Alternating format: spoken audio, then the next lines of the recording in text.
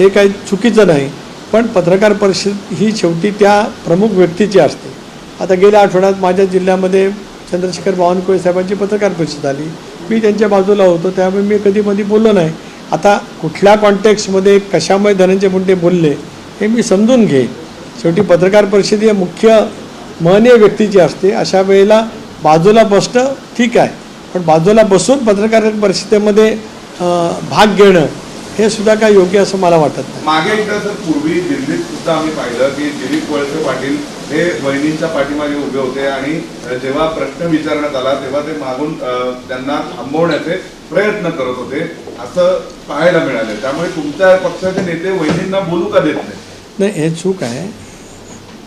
पक्षातले नेतेचं वहिनींना न बोलून देण्याचा विषय कधी येऊ शकत नाही. वहिनी मी मगाचपासून सांगितलं की एक कर्तबगार 40 वर्ष दादांच्या सोबत त्या पत्नी म्हणून ज्यावेळेला असताना त्यांचं सामाजिक, कला, क्रीडा, सहकार क्षेत्रातलं उल्लेखनीय कामगिरी बारामतीकरांनी आणि संबंध महाराष्ट्राने अनुभवलेली आहे.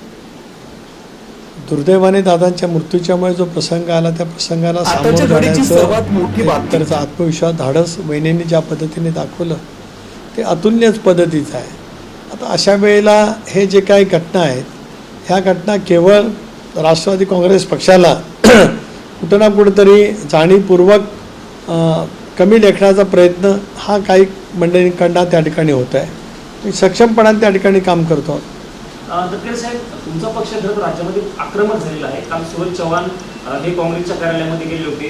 सुनील शेट्टी तुमच्या पक्षाचे आमदार त्यांनी तर स्पष्टपणे काँग्रेस नेत्यांना इशारा दिलेला आहे, मावळमधून जर तुम्हाला जायचं असेल, मुंबईतनं मावळला जायचं असेल, माफी मागा, नाहीतर पुढे जाऊ दिलं जाणार नाही. अशा पद्धतीपर्यंत म्हणजे स्वाभाविक आहे ना. शेवटी राष्ट्रवादी काँग्रेस पक्षाच्या कार्यकर्त्यांच्या मनामध्ये वहिन्यांच्याबद्दलची अस्मिता, निष्ठा आणि एक पक्षाच्याबद्दलच्या पक्ष नेतृत्वाच्याबद्दलचं ज्या पद्धतीने वक्तव्य केलं गेलं त्याचा चीड, त्याचा राग, त्याच्या संतप्त प्रतिक्रिया या स्वाभाविक आहेत. क्रिया येते त्याला प्रतिक्रिया ही उमटतच असते. राष्ट्रवादी काँग्रेस पक्षाचे कार्यकर्ते या पद्धतीने आपली भूमिका निश्चितपणाने व्यक्त करतात.